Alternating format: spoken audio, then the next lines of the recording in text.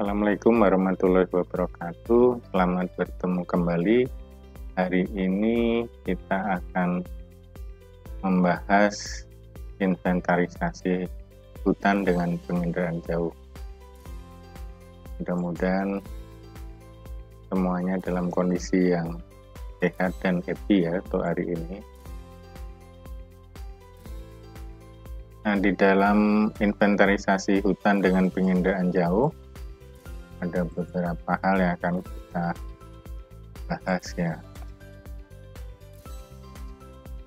Sebelumnya, capaian pembelajaran mata kuliah ini adalah yang pertama, mahasiswa mampu mengetahui, memahami, dan menghitung potensi sumber daya hutan melalui analisis data yang diperoleh dari kegiatan inventarisasi hutan. Kemudian yang kedua, mahasiswa mampu memahami tentang inventarisasi hutan menggunakan penginderaan jauh dan metode yang digunakan. Nah, kita tahu bahwa hutan itu merupakan sumber daya alam yang menyediakan banyak hal ya. Ada kayu ya yang pada waktu dulu dan sekarang itu digunakan untuk banyak hal ya, untuk keperluan bangunan, rumah, jembatan, kemudian juga lemari ya, meubilir, furniture. Kemudian ada juga non kayu, bukan kayu. Nah, ini sekarang makin berkembang ya. Kemudian dengan penemuan untuk obat-obatan, maka non kayu ini menjadi penting ya. Di samping juga bisa menjadi produk makanan dengan berbagai macam bentuk, bahkan rasanya juga dicampur-campur ya, ada durian, rasa durian, kemudian ada mungkin rasa jengkol ya, kerupuk rasa jengkol dan sebagainya. Kemudian juga jasa lingkungan juga sekarang makin dirasakan penting, apalagi dengan perubahan iklim ya, climate change yang makin lama makin dirasakan dampaknya di situ ya, di mana gas rumah kaca itu semakin banyak sehingga suhu udara bumi makin meningkat.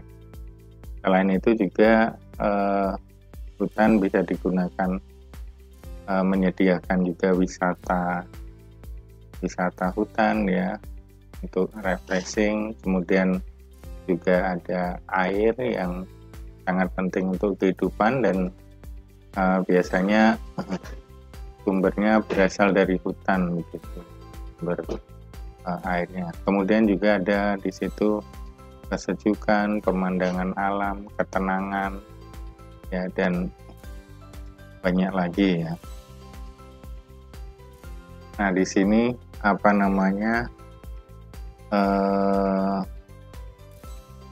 semuanya itu bisa menjadi sarana untuk berinteraksi secara sosial.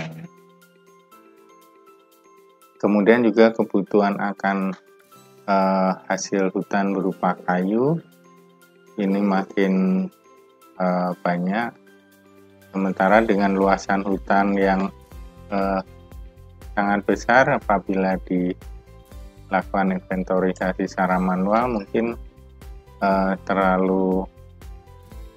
bisa terlalu lama ya, juga biayanya banyak, sehingga perlu inventarisasi dengan penginderaan jauh di sini ya.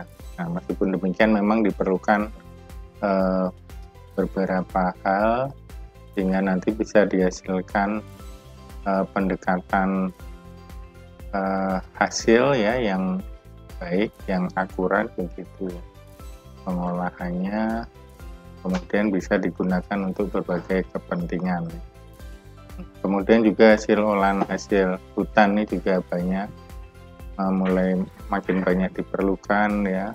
Kemudian ada energi terbarukan, ini juga karena bahan bakar fosil semakin berkurang sehingga diperlukan bahan bakar yang bisa diperbarui. Nah, di sini sumbernya adalah kayu ya, menggunakan pellet. Bisa juga bahan dari pohon lain, bukan hanya kayu tetapi apakah itu daun dan bagian-bagian lainnya ya yang dipres sehingga bisa untuk bahan bakar. Nah, ini makin meningkat kebutuhannya ya saat ini. Kemudian perlu data-data penginderaan jauh yang nanti bisa digunakan untuk mengontrol dan memperhitungkan bahaya kebakaran ya. Jadi bisa memprediksi, bisa mendeteksi kira-kira titik apinya di mana, kemudian ditambah dengan arah angin kemana, berapa kecepatan anginnya, maka bisa diperhitungkan kira-kira bahaya kebakarannya seperti apa. Nah, biasanya BMKG punya ini ya untuk titik-titik api begitu di warna merah, kuning, hijau begitu, tergantung bahaya kebakaran yang bisa ditimbulkan ya. Kemudian juga bisa untuk pemetaan. Di sini dibuat peta-peta. Nah, tadi ada peta apa saja di situ ya untuk perencanaan sehingga nanti selanjutnya bisa digunakan untuk kepentingan lainnya. Kemudian juga ada pemantauan kerusakan hutan ya, atau bisa juga kesehatan hutan ya, akibat mungkin ada kebakaran tadi, kemudian adanya hama dan penyakit, adanya illegal logging, kemudian juga bencana alam lainnya. Kemudian juga adanya perubahan penggunaan lahan, mungkin untuk daerah-daerah yang sulit untuk dipantau, maka penggunaan penginderaan jauh menjadi penting ya, bisa terlihat kira-kira ada orang yang merambah di dalam kawasan hutan itu atau tidak ya, kemudian seberapa luasnya penggarapan lahan tersebut begitu, dan posisinya di mana nih bisa dideteksi. Kemudian juga bisa digunakan untuk mengetahui pemanfaatan hutan oleh masyarakat lokal. Nah, saat ini pemerintah Indonesia ada program perhutanan sosial ya, di mana di dalam program perhutanan sosial itu ada hak dan kewajiban yang harus dilakukan oleh pemegang izin ya, termasuk masyarakat atau kelompok masyarakat, sehingga nanti bisa diketahui sampai seberapa jauh masyarakat ini menggarap lahan perhutanan sosialnya, kemudian nanti apakah penutupan lahannya semakin baik atau semakin buruk begitu ya. Seperti bisa dilihat di gambar di bawah itu ya, mungkin dibuka untuk jadi tanaman kopi, kemudian ada yang diperkaya dengan sistem agroforestry, ada juga yang tidak diperkaya. Ada juga yang luas, lahan rimbanya makin luas ya, seperti yang ada di Sumberjaya Liwa ya, tetapi ya, banyak juga yang makin gundul begitu ya, seperti yang ada di beberapa tempat di Tanggamus, di Tahura, di Sawaran ya, itu ada. Kemudian bisa juga digunakan untuk perdagangan hasil hutan ya, dengan melihat potensi yang ada di situ, misalnya banyaknya pohon durian, kemiri ya, potensinya ada di mana saja, maka bisa dilihat juga ada kopi mungkin di situ ya, dan keperluan lainnya. Nah, penginderaan jauh atau remote sensing itu disebut atau didefinisikan sebagai ilmu dan seni untuk memperoleh data dan informasi ya. Jadi ada ilmunya, tapi juga ada seninya di situ ya, terutama untuk tampilan ya di sini bisa ditampilkan lebih menarik begitu.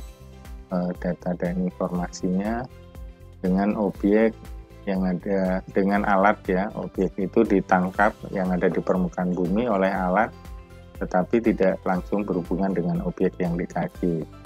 Ya, jadi di foto atau direkam begitu ya, menggunakan alat-alat tertentu di sini. Jadi tidak diukur menggunakan meteran misalnya, atau menggunakan alat ukur yang langsung menempel di pohon, tetapi dilihat dari jauh. Kemudian ada juga definisi terkait variasi teknis ya, dikembangkan untuk memperoleh dan menganalisis informasi tentang bumi. Nah, ini karena menggunakan cahaya atau menggunakan gelombang ya, maka disebut ada menggunakan radiasi elektromagnetik ini yang dipantulkan dan dipancarkan dari permukaan bumi. Nah, nanti ada macam-macam pembagiannya ya, tergantung dari beberapa hal ya. Bisa dilakukan di udara atau di atau angkasa ya, menggunakan alat sensor atau wahana. Ini ada contoh gambarnya. Kemudian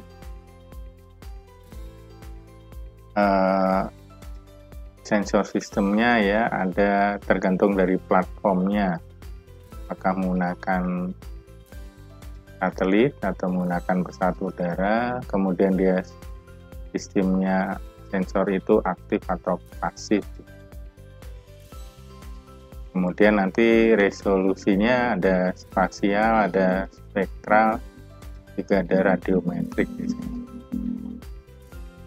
Nah, kemudian ada areal analog fotografi ya.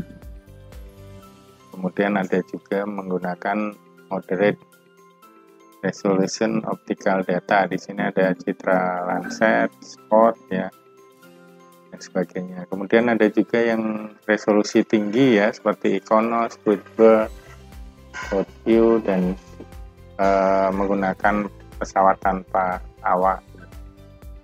Kemudian ada yang menggunakan juga radar ya, light detection and ranging. Kemudian ada juga menggunakan SAR ya, dan ada hyperspectral data.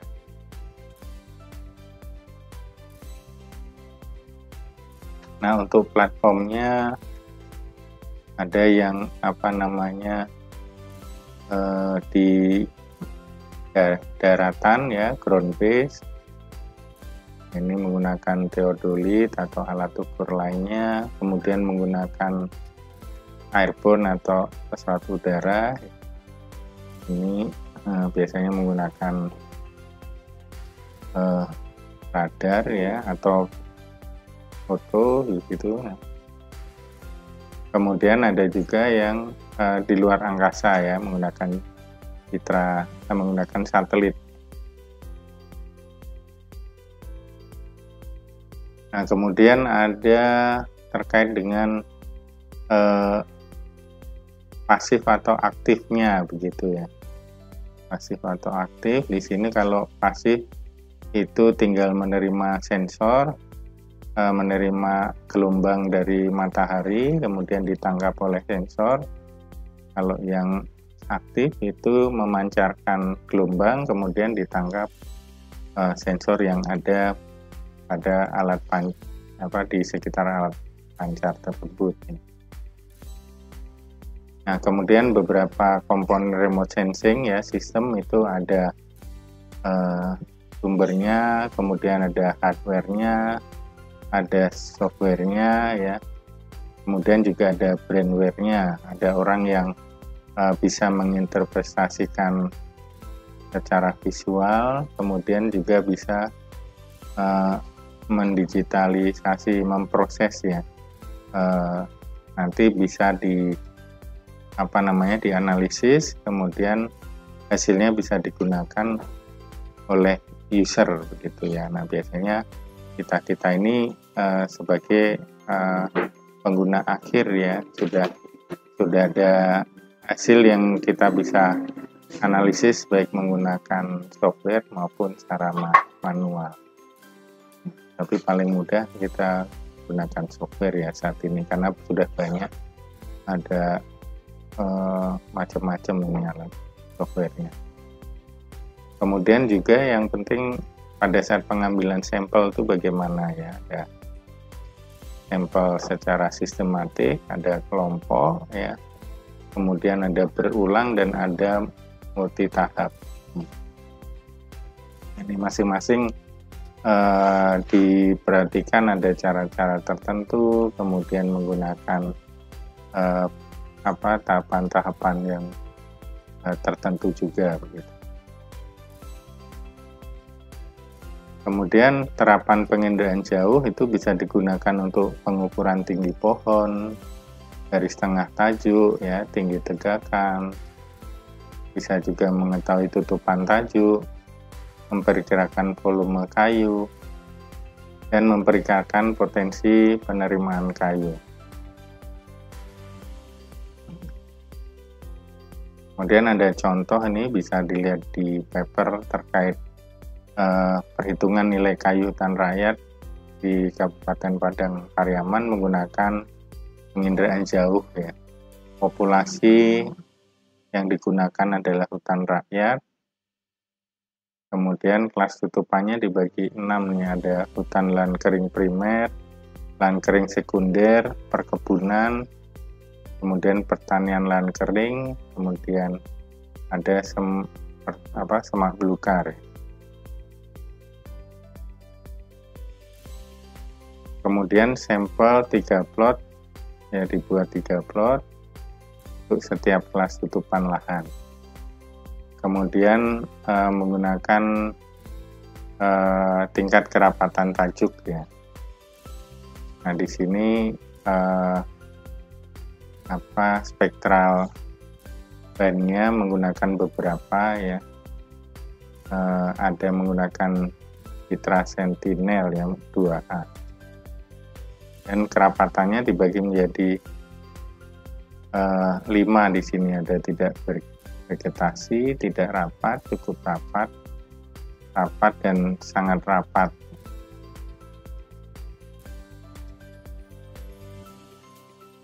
Kemudian nanti dipetakan seperti ini ya.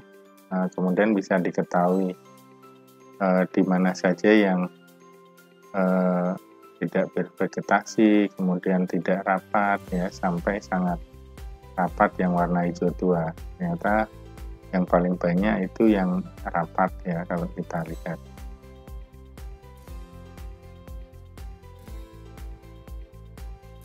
Kemudian data-data yang di inventaris adalah ada jenis pohon ya, kemudian jumlahnya, tinggi pohon, kemudian juga nanti dihitung volume dan harganya. Selanjutnya dianalisis potensi dan kualitas serta potensi penerimaan masyarakat serta PSD-nya ya, kira-kira akan seberapa besar. Nah ini juga penting untuk melihat potensi pendapatan yang bisa dihasilkan dari kawasan hutan negara, dimana untuk di Provinsi Lampung ini masih dikatakan sangat kecil ya, cenderung banyak biaya katanya. Nah kemudian berdasarkan nilai kualitas kayu, nah ternyata ada yang bagus, ada yang jelek, ada yang sedang ya, atau rendah. Di sini ternyata yang banyak yang rendah ya.